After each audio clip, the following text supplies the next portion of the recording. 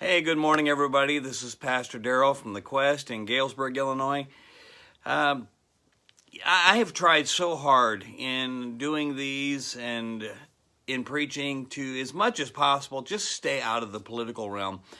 But there comes a time when the political realm ties too directly with the Word of God and with what we're living through. And okay, yesterday we had the inauguration of a new president. I tried to stay as non-political as possible. However, within hours, before the day was out, our new president, Joe Biden, signed a number of executive orders.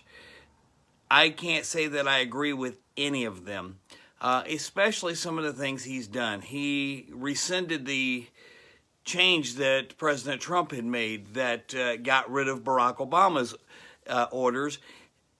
Long story short, once again, transgenders, same-sex people, it doesn't matter what gender you consider yourself, you can use any bathroom you want, which means that you walk into a bathroom. If I was to walk in, a woman could come in, or vice versa. Think about that.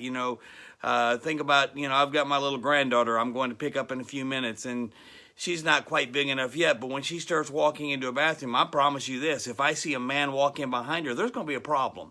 And, I'm not trying to be political here. I'm talking about religious matters, because my mind this morning, I was praying about where we are as a nation, and I got to thinking about Daniel, the book of Daniel. In the first chapter of Daniel, verse 1, it starts talking about how that Babylon had came in and besieged Israel and taken them captive. And this is the beginning of the Babylonian captivity. And we read how Daniel and several others, but especially Daniel, they chose certain ones who were good looking, that they thought were going to be possibly good leaders, and they were going to groom them. They were going to train them. They gave them Babylonian names. They were going to feed them the best food from the king's table and try to indoctrinate them as the king and all the Babylonians were. Well, it's the same thing we're having right now. We keep hearing this phrase said, and a lot of people just keep passing it over, but Biden has said it, Harris has said it, numbers of people say it, it's being said all over the media. They're saying that we need to take conservative people, and especially Trump supporters, and we need to reprogram them. I want to tell you, that's what they were trying to do with Daniel and Shadrach, Meshach, and Abednego, that they were trying to reprogram them so that they would become Babylonians. Well, I'm going to give warning right now to the Christian people, to the church out there. Maybe you're on the fringe and you wouldn't really consider yourself a Christian as far as your religion, but I want to tell you something. We're in an era right now, just like it was in the Babylonian captivity, where they're trying to reprogram us, and they're trying to get us to conform to their way of thinking. They have actually said they're going to reprogram them, and several have said some of these people just may have to die.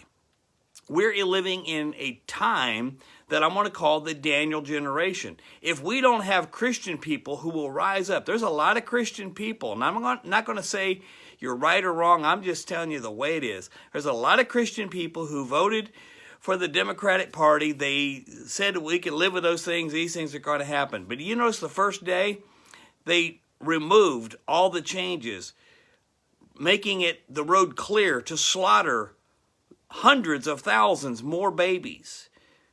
You think God's pleased with that?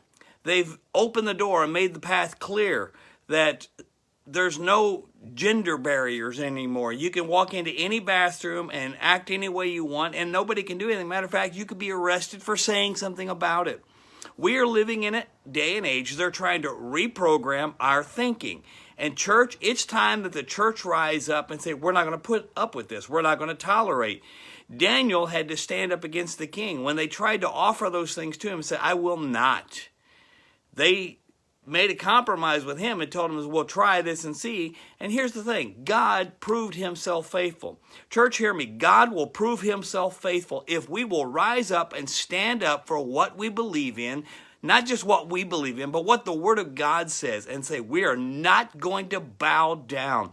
Later on, we read the story about Shadrach, Meshach, and Abednego, how that they refused to bow down to the altar or to the idol.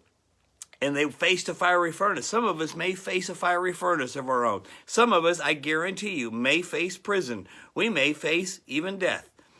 Will we stand strong and say, I'm going to be part of the Daniel generation? I'm going to rise up and I'm going to stand up for what's right. And I'm not talking Republican, Democrat. I'm talking biblical and non-biblical. It's time, church, to take a stand, because we have sat by, let things happen, and here we are. If you think this is by accident, look at what happened in the first 12 hours of this new presidency. Everything that was done was to tear down the Christian people. Think about it. Check it out. See what you think. If you think I'm being right, or if you think I'm overboard, talk to me about it. God bless you. Come back and see me again here at The Quest.